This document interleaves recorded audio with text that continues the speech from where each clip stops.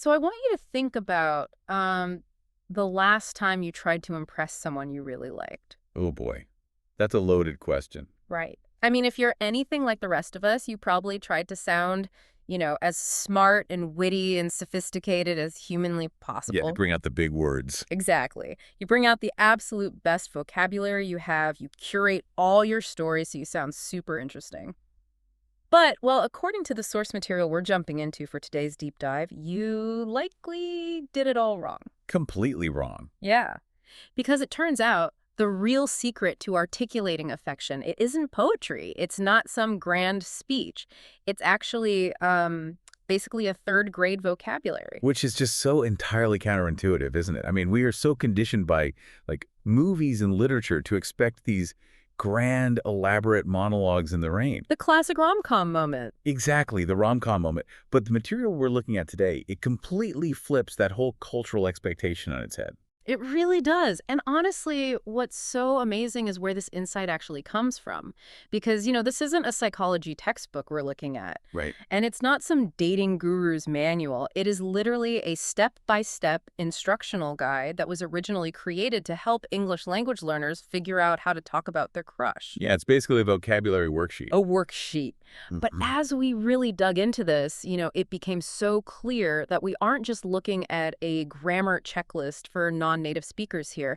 We are looking at this profoundly revealing blueprint for how humans, just in general, handle vulnerability. Well, because the hurdles that a language learner faces when they're trying to express affection, Mm. those are really just amplified versions of the universal hurdles we all face, right? Oh, totally. Like that fear of saying the wrong thing or the frantic search for the exact perfect word to make someone understand how you feel. I mean, those aren't just language problems. No, not at all. Those are human problems.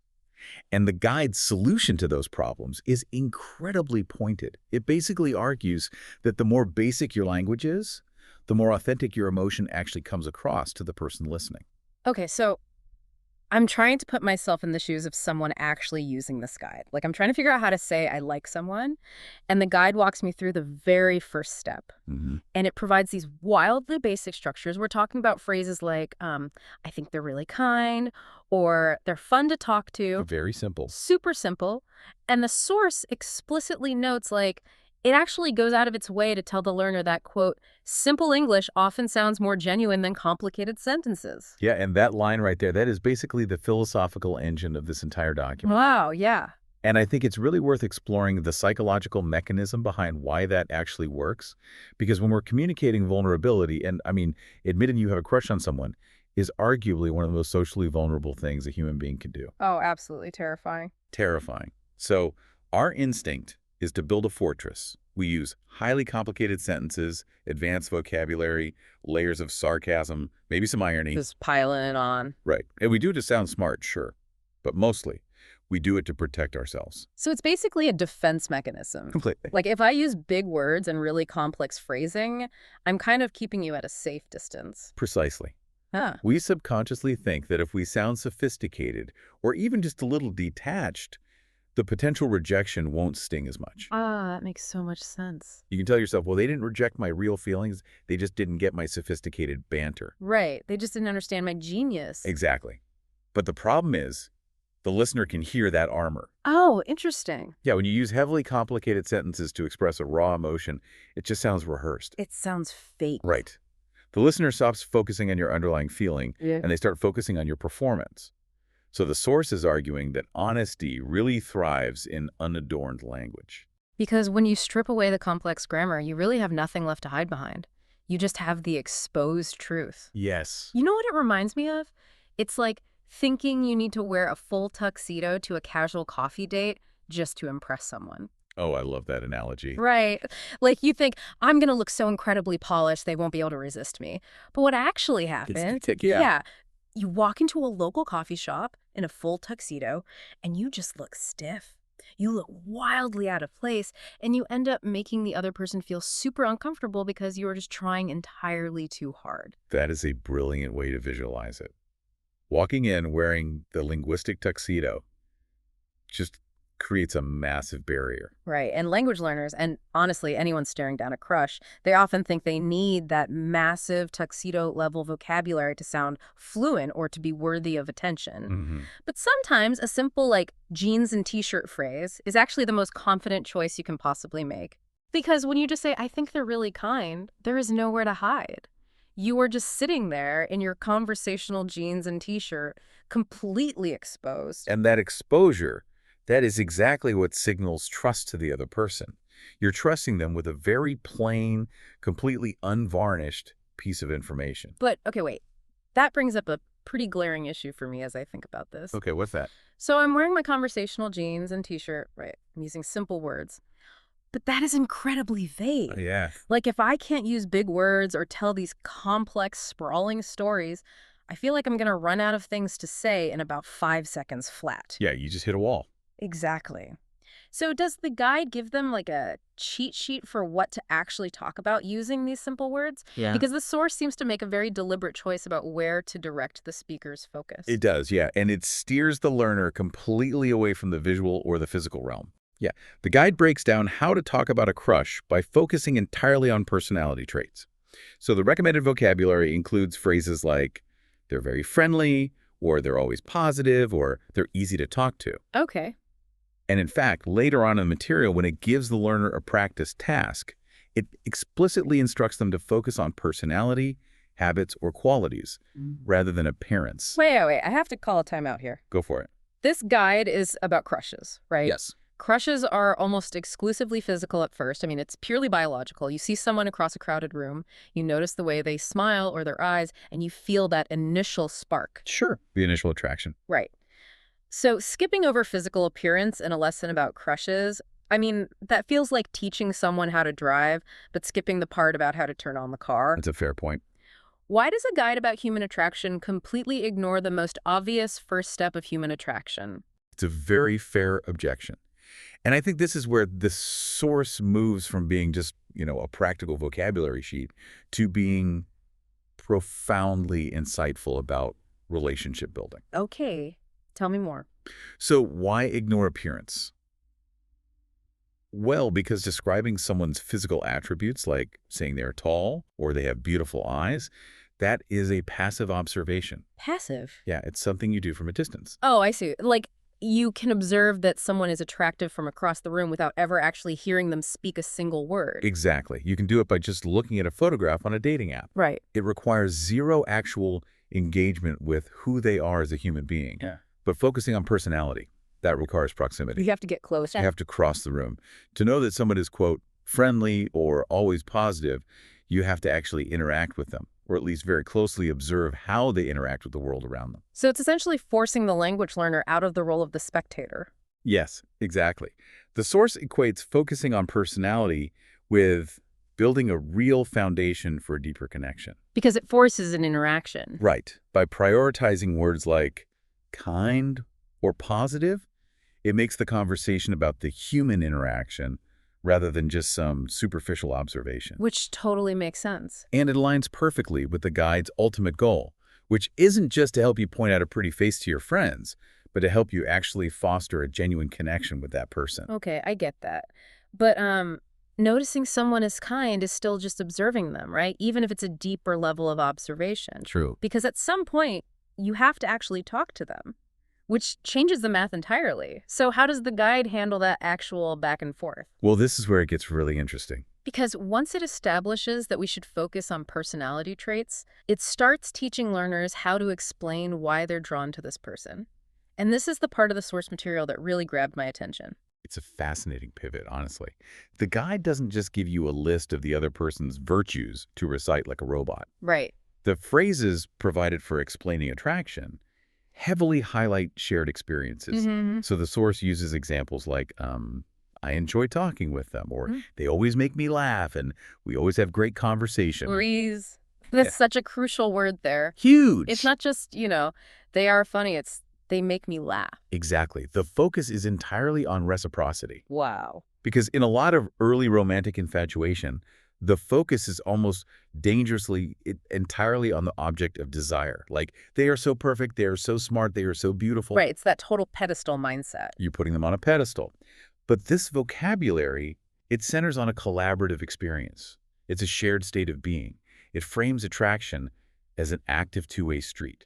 And the guide explicitly notes, I love this part, it says that good conversations help people connect. And it places a massive premium on the value of spending time with people who make you feel comfortable. And comfort is a very deliberate word choice by the authors of this guide. Which is so interesting to me, because usually when we think of a crush, we think of anxiety, right? Oh, absolutely. Total panic. Sweaty palms, forgetting how to speak, overthinking every single text message before you send it. Typing it out, deleting it, typing it out again. Yes. We think of the literal biological butterflies in your stomach. We associate early attraction with intense discomfort. We really do. But the guide is pushing learners toward recognizing the person who actively removes that anxiety. And we really have to look at what those butterflies actually are. What do you mean? Well, from a biological standpoint, that fluttering feeling in your stomach when you're around a crush, Yeah. that is a stress response. Oh, really? Yeah. Yeah. It's the fight or flight system kicking in because your brain perceives a high-stakes social situation. Your cortisol spikes. So your body is literally treating your crush like a threat. In a physiological sense, yes.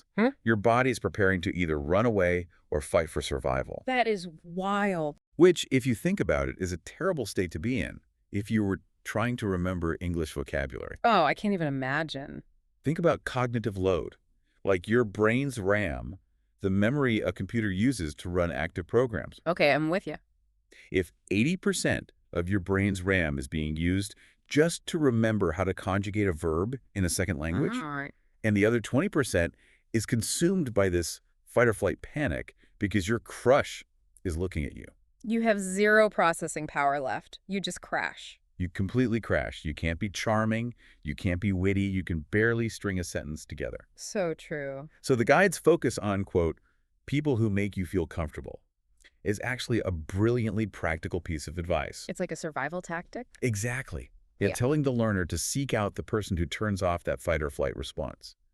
The person who makes you feel safe enough that your brain's RAM frees up, allowing you to actually be present in the conversation. That is just a remarkably mature view of romance to embed into a language lesson. Is Like, the source is essentially saying that the truest sign of a worthwhile crush isn't the panic. It's not the butterflies. It's the ease of the interaction. Yes. When you say, I enjoy spending time with them, you are validating your own experience of the relationship. It empowers the speaker. It really centers your own feelings. Yeah. You aren't just a helpless victim of this overwhelming trust anymore. You are an active participant in a dynamic that brings you joy. And that is incredibly grounding. I mean, if you're a language learner navigating a new vocabulary in a completely new culture, you are already living outside your comfort zone every single day. Oh, without a doubt. So the guide is giving you a linguistic safe harbor. It's saying, look for the person who makes this easy. Wow. So how does the guide bring all of this home? Because we have these simple, unadorned words, right? Right. We have this really deliberate focus on personality over physical appearance.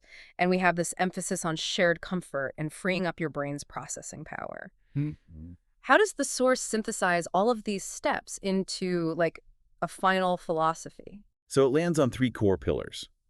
The guide states that when talking about a crush, you should be honest, be respectful, and be natural. Honest, respectful, and natural. Yes. It reiterates its thesis statement really clearly, noting that simple, genuine, and respectful communication is always the best approach. That's beautiful. And it promises the learner that practicing this specific approach will build their confidence. Honest, respectful, and natural. I mean, that is practically the golden rule of human communication, whether you're speaking your very first language or your 5th.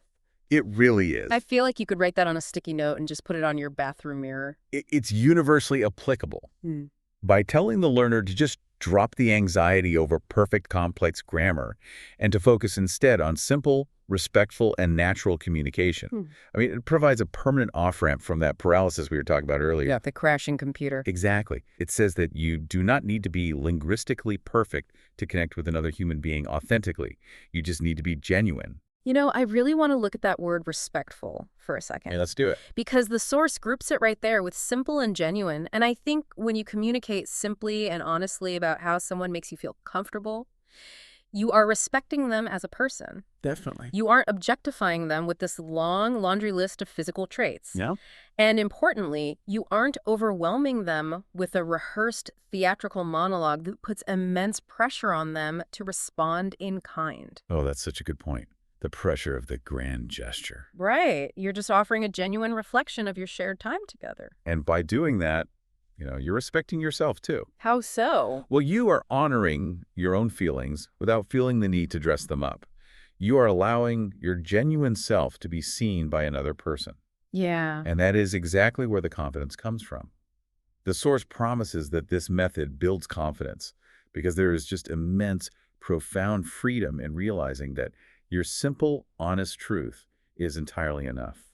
It's enough. You don't need the grand gestures or the SAT vocabulary words. No. Well, let's bring this all together for you listening, because this deep dive really has taken us from a seemingly basic language worksheet to some deeply resonant truths about how we relate to one another. It's been quite a journey. It has, and the key takeaway here is just incredibly liberating. Articulating attraction doesn't require a thesaurus. Leave the thesaurus at home. Exactly. It requires honesty. It requires an appreciation for a person's character over their superficial appearance. And it requires a focus on reciprocity, on how safe and comfortable that other person makes you feel when you are sharing space together. It is a powerful reminder that the most profound human connections are often expressed in the most straightforward ways imaginable. They really are. And we actually want to leave you with something highly actionable today. Yes, we do. Because the source material actually ends with a specific practice task for its language learners, and we want to issue that exact challenge directly to you. Get ready. Right now, think of someone you admire. It could be a crush, a romantic partner, a close friend, or even a mentor. And try to describe them in your head using just 5 simple sentences. But you have to remember the specific constraint the guide insists on. Oh, right, the catch. The catch. You have to focus strictly on their personality, their habits, or their qualities, rather than their physical appearance. No physical traits allowed. Just 5 simple sentences. Try it out today.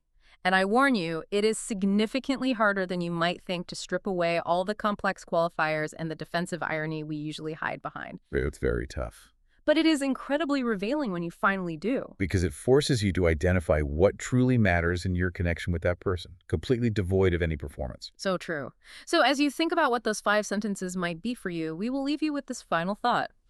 If learning to speak simply makes a non-native speaker sound more genuine and confident when talking about affection, how often do we, in our own native languages, hide our true feelings behind overly complex words when a simple, "I enjoy spending time with you," would actually say it all? Yeah. Something to think about next time you feel the urge to put on that linguistic tuxedo.